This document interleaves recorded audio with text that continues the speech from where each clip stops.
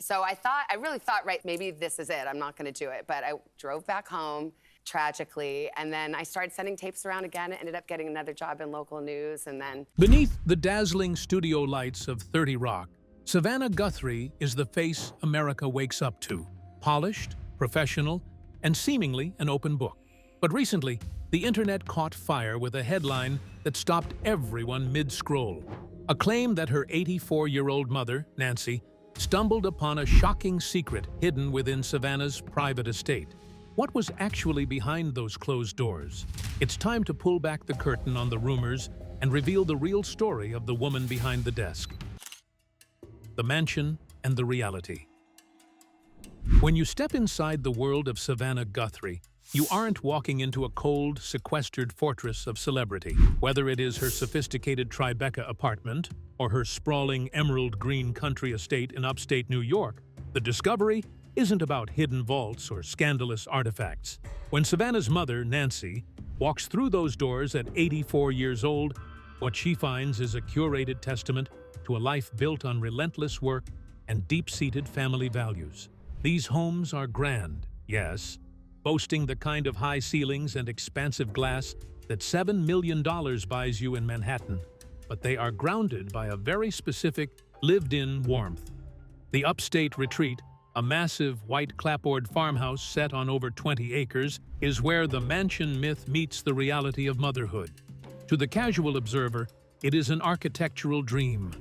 A chef's kitchen, a pool that mirrors the sky, and porches designed for long conversations. But for Nancy and Savannah, the real finds are the artifacts of a childhood in progress. You'll find mud-caked boots by the door from Kids Vale and Charlie, half-finished art projects on the dining table, and the quiet hum of a household that prioritizes connection over perfection. It's a space where the high-pressure stakes of the Today Show desk are traded for the smell of fresh coffee and the sound of birds in the Hudson Valley. Nancy Guthrie doesn't find a museum. She finds the echoes of the same Tucson household where she raised Savannah, just with better square footage. There is a sense of continuity in these rooms. The mansion isn't a shield from the world, but a container for the things that matter most. It features wide-open communal spaces that reflect Savannah's personality. Bright, airy, and intellectual, yet entirely approachable. There are bookshelves filled not just with law journals and political biographies, but with well-loved children's stories and spiritual texts that Nancy herself likely introduced to her daughter decades ago. In the city, the mansion is a loft that serves as a tactical command center for a woman who wakes up at 3 a.m. Even there, the reality is far from the tabloid headlines. The discovery is one of discipline. Nancy sees the rigorous preparation that goes into every interview, with folders and notes tucked away in elegant nooks. Yet, even in this high-end urban environment, the secret found within is the preservation of normalcy. There are photos of Savannah's late father, Charles, prominently displayed, ensuring that while the house is new and expensive, the foundation remains rooted in their shared history. What they found in the mansion isn't a headline, it's a home. It is the physical manifestation of a career that took a girl from Arizona to the pinnacle of American journalism. For an 84-year-old mother, the joy isn't in the marble countertops or the designer finishes. It's in seeing that her daughter has built a sanctuary that remains hospitable to the soul. The mansion serves as a reminder that you can reach the top of the mountain without losing the humility of the valley. It is a place of peace, prayer, and the occasional chaos of a family dinner. The ultimate discovery for any parent watching their child thrive. But before she was navigating the halls of high-end real estate, she was navigating the dusty, sun-drenched streets of Tucson as a young girl with a drive for the truth. Early days in Tucson. This is where the foundation was laid, long before the bright lights of Studio 1A. When Savannah's mother, Nancy, looks at her daughter today, she sees the same scrappy, inquisitive girl who was shaped by the rugged landscape of the Southwest, and a family dynamic that was as loving as it was resilient. It was a childhood defined by wide-open skies and a sense of possibility. But it was also the place where Savannah learned that life could change in an instant.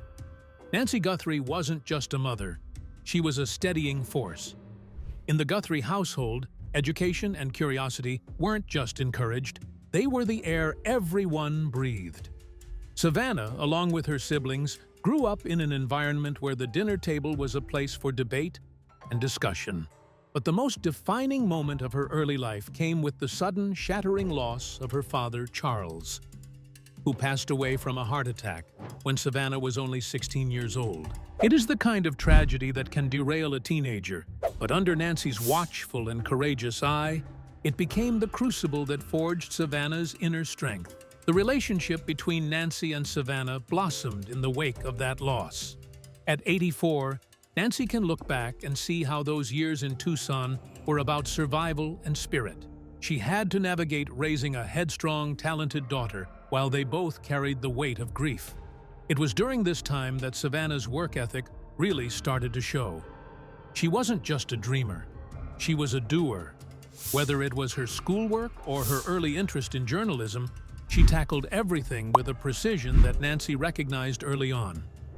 There was a grit beneath the Tucson sun that never left her, a realization that time is precious and your voice is a gift. Growing up in Arizona also gave Savannah a certain Western sensibility, a lack of pretension that still defines her today. Even as she rose through the ranks of local news, she carried that Tucson dust on her shoes, figuratively speaking. Nancy was there for every milestone, watching her daughter transition from a local reporter to a legal powerhouse. The desert isn't known for being soft, and Savannah's upbringing reflected that. It was about being hardy, being honest, and being there for your community. Nancy ensured that despite the loss of the patriarch of the family, the Guthrie home remained a place of faith and intellectual rigor. Visit Tucson. I got a chance to go home to show you everything. Tucson is unlike anywhere else in the world. The Tucson years were also where Savannah's spiritual life began to take root. Nancy has often spoken about the importance of faith in their family. And it was in those quiet, sun-baked mornings that Savannah began to develop the internal compass that guides her through the chaotic world of breaking news. For Nancy, watching Savannah navigate the world now is like watching a seeds she planted in the Arizona soil finally reach full bloom. The values were simple: tell the truth, work harder than the person next to you, and never forget where you came from. Even now, when they talk, the shorthand they share is rooted in those early Arizona days. It's the language of a mother who saw her daughter's potential before the rest of the world caught on. Tucson provided the quiet, the space, and the occasionally harsh reality that Savannah needed to build a thick skin. Nancy's influence wasn't about pushing for fame, it was about pushing for character. She wanted Savannah to be a woman of substance, someone who could stand in the wind and not be moved. As Savannah moved from Arizona to the East Coast, she didn't leave Tucson behind. She packed it up and took it with her, using it as a North Star whenever the industry got too loud or too superficial. However, the girl from the desert wasn't just content with reporting the news. She wanted to understand the very laws that governed it. The law degree pivot, a high-stakes detour. There is a version of history where Savannah Guthrie never becomes a household name in the news, but instead becomes a formidable litigator in a mahogany-paneled courtroom. For many people, a career in local television is the end goal, but Savannah has always been possessed by a certain restless intellectual hunger. After spending some time in the trenches of local news in Missouri and Arizona, she hit a wall. She felt like she was missing the why behind the stories she was covering. With the encouragement of her mother, Nancy, who always championed the idea that a woman should have as many tools in her belt as possible, Savannah made the audacious decision to pivot. She didn't just apply to any school, she headed straight for the pressure cooker of Georgetown University Law Center. This wasn't a half-hearted exploration. Savannah wasn't just trying out law, she was dominating it. At Georgetown, she wasn't the bubbly personality people see on morning television. She was a focused scholar who eventually graduated magna cum laude. She was the girl in the library until the early hours of the morning, fueled by coffee and the same grit she developed back in Tucson. Nancy remembers this period as one of intense sacrifice.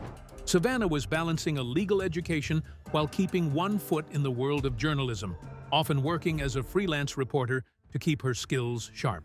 For Nancy, watching her daughter take on the rigorous demands of the law was a moment of immense pride. It confirmed what she had always known. Savannah had a legal mind, analytical, precise, and skeptical of easy answers. The choice to pursue a Juris Doctor degree wasn't about leaving journalism, it was about elevating it. Savannah realized that to truly hold power to account, she needed to understand the rules of the game. She wanted to be the person who could read a Supreme Court brief as easily as a teleprompter. During her time at Georgetown, she didn't just learn about torts and contracts. She learned how to construct an argument, and perhaps more importantly, how to deconstruct a lie. This period of her life was an intellectual marathon. While her peers were settling into their careers, Savannah was essentially starting over, proving she was more than just a talking head. When I came to Georgetown, I was a kid from Arizona. I never dreamed I could ever be a student there, and to walk out 21 years later in my cap and gown. After graduation, she didn't immediately run back to the newsroom. She took a job at the high-end law firm Achengamp, Strauss, Hauer and Feld, specializing in white-collar criminal defense. For a while, it looked like the legal world had won, but the pull of the story was too strong. I worked in local television news, rising from market to bigger market with my reporter's notebook and helmet hair and red blazer, when I decided to blow it all up and go to law school. She eventually found a way to marry her two passions by becoming a legal correspondent for Court TV. This was the missing link. Suddenly, the girl from Tucson was the expert in the room. She could break down the most complex trials in the country with the authority of a lawyer and the clarity of a journalist. Nancy often remarks that this was the moment Savannah truly found her lane. She wasn't just reporting the news anymore, she was explaining the world. This detour into the law is exactly why Savannah is so effective today. When she sits across from a politician or a CEO, she isn't just asking questions from a script, she is conducting a cross-examination. That legal DNA is woven into everything she does. It's the reason she can stay calm under the pressure of a live interview gone sideways. She knows how to find the smoking gun in a conversation. Nancy always says that the law degree gave Savannah a shield and a sword. But the courtroom was only a training ground for the ultimate arena. The front row of the White House briefing room. The White House beat, earning the stripes. If law school was Savannah's training ground for the mind, the White House was her training ground for the soul. Stepping onto the North Lawn as a correspondent is the journalistic equivalent of being thrown into a gladiator pit, where the lions are replaced by press secretaries and the stakes are global. For Savannah, this wasn't just another job. It was the ultimate test of her dual identity as a lawyer and a journalist. Moving from the controlled environment of a law firm to the chaotic, high-stakes theater of Pennsylvania Avenue required a level of mental agility that few possess. Nancy watched from afar, likely with a mix of maternal nerves and absolute certainty that her daughter was exactly where she belonged. During the late 2000s, Savannah became a fixture in the briefing room, a place where information is a currency and silence is a weapon. This was the era where she truly earned her stripes. She wasn't just there to record quotes, she was there to interrogate them. Her legal background became her greatest asset. While other reporters might be looking for a soundbite, Savannah was looking for a logical inconsistency. She treated every interaction with the administration like a deposition. It was here that the American public began to notice the Guthrie style, a polite, almost cheery exterior that masked a razor-sharp, uncompromising line of questioning. She had the unique ability to ask a devastating question with a smile, a trait that made her both respected and feared by those behind the podium. The life of a White House correspondent is notoriously grueling. It's a 24/7 cycle of wheels up at dawn, late-night filings, and the constant pressure of being the first to break a story. Nancy often recalls the exhaustion that came with this period, but also the adrenaline. Savannah was covering the transition between the Bush and Obama administrations, a time of massive economic upheaval and shifting political tides. She was on the campaign trail, living out of a suitcase, and reporting from the back of buses and planes. This was the grind in its purest form. It stripped away any lingering pretension and replaced it with a seasoned, battle-ready professional who could deliver a coherent report on complex policy while standing in a literal windstorm on the South Lawn. What made Savannah stand out in the crowded press corps was her everyman appeal mixed with Ivy League intellect. She could explain a complex bailout package or a diplomatic standoff in a way that felt accessible to the viewers back in Tucson, yet sophisticated enough for the power brokers in D.C. She was bridge building. Nancy's influence remained her anchor during these years. In a city where egos are notoriously fragile and the bubble can distort reality, Savannah stayed grounded by her frequent calls home. She never let the prestige of the White House override the values of the desert. She remained a reporter first, a seeker of facts who viewed her role as a public service rather than a celebrity platform. This period was also about building resilience. In the White House, you are constantly told no. You are ignored, you are deflected, and you are occasionally berated. Savannah took it all in stride. Every deflection was just another puzzle piece to be analyzed.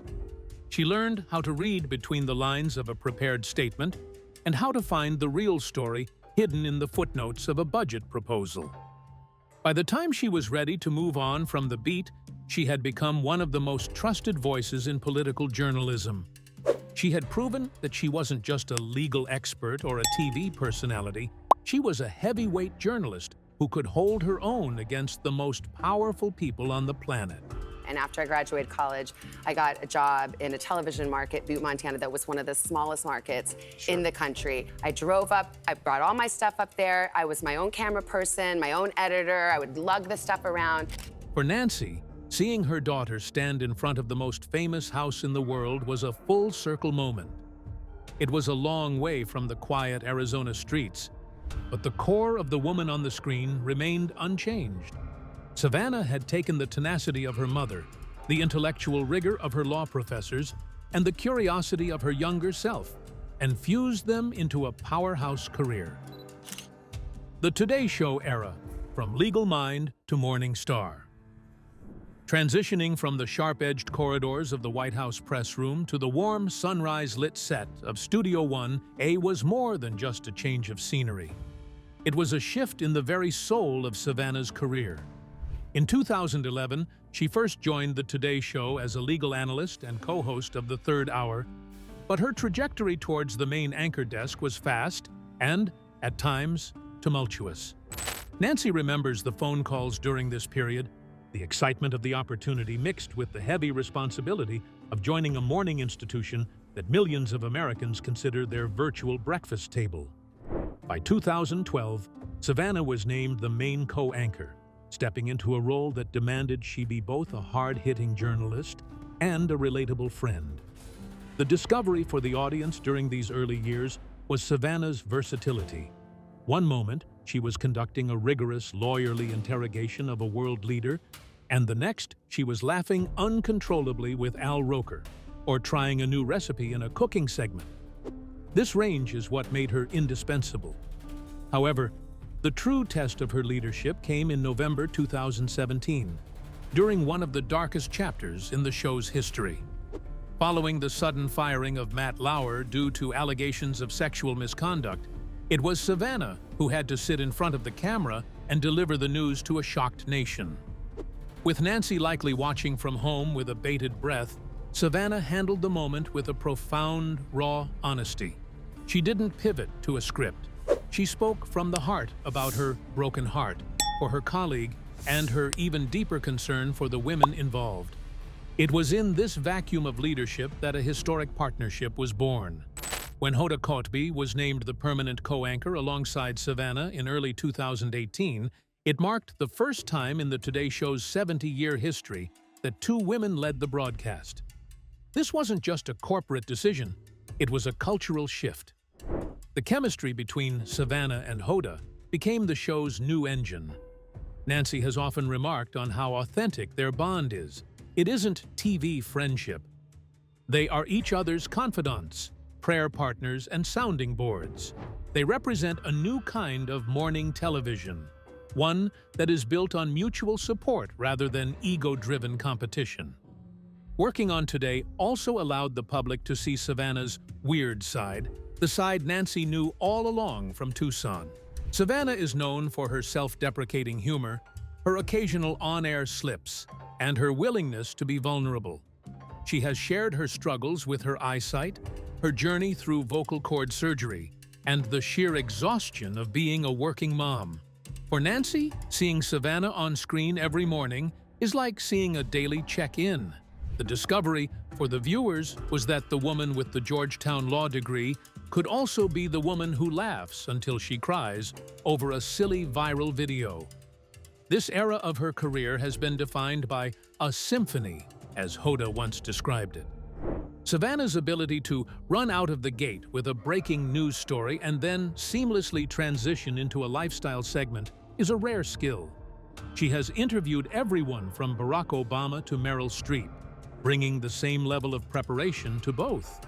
Nancy knows that behind every effortless broadcast is a 3 a.m. wake-up call and a stack of research that would intimidate most lawyers.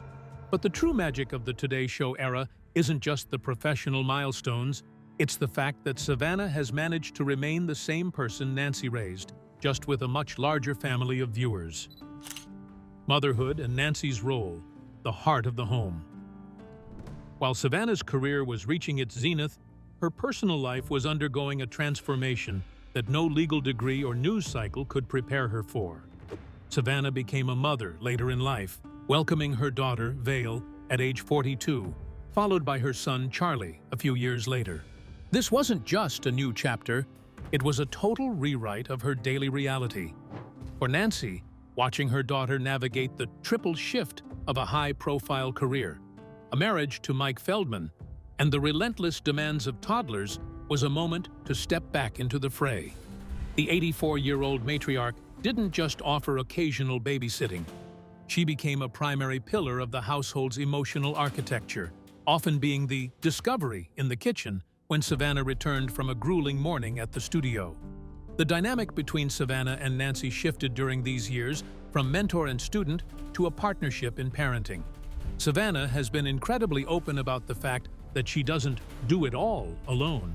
She has frequently credited her mother's presence as the secret ingredient that keeps her mansion from feeling like a chaotic station.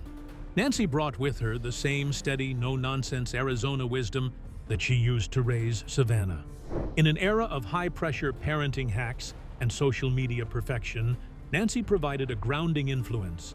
She reminded Savannah that kids don't need a perfect, curated life. They need a mother who is present, even if she is exhausted. The discovery Nancy made in Savannah's home was how much of her own parenting style had been passed down. She saw Savannah teaching Vale and Charlie the same values of kindness, curiosity, and faith that were staples of their Tucson home. Despite the fancy zip codes and the celebrity status, the Guthrie-Feldman household operates on a foundation of humility. Nancy is often there to witness the quiet moments that the cameras never see, the bedtime prayers, the messy pancake breakfasts, and the shared reading sessions. Savannah has noted that having her mother there allows her to bridge the gap between her two worlds. Nancy isn't just a guest, she is a living link to Savannah's roots, ensuring that Vale and Charlie grow up knowing the history of the family they come from. Motherhood also softened Savannah's approach to the news. She began to report on stories involving children and families with a new level of empathy, often visible in her eyes on screen. Nancy watched as her daughter's legal mind was augmented by a mother's heart.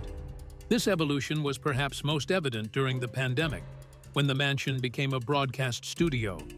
With Nancy often in the mix, Savannah had to balance interviewing world leaders via Zoom while her children ran in the background.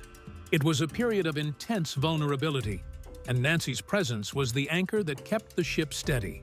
She was the one who could take the kids for a walk or offer a calming word when the stress of a global crisis and a live broadcast collided in the living room.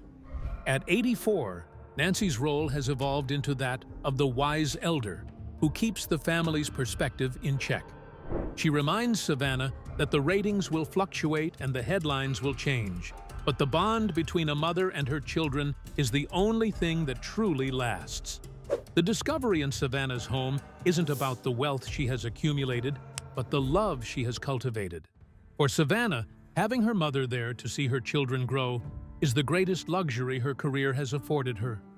Beyond the logistics of parenting and the pressures of the spotlight, there is a deeper, quieter force that has guided both women through their highest highs and lowest lows. Faith and philosophy, the anchor in the storm. If you look closely at Savannah Guthrie's life, you'll find that the most resilient part of her isn't her legal mind or her broadcasting stamina. It's a quiet, unshakable spiritual center. This isn't just a private hobby.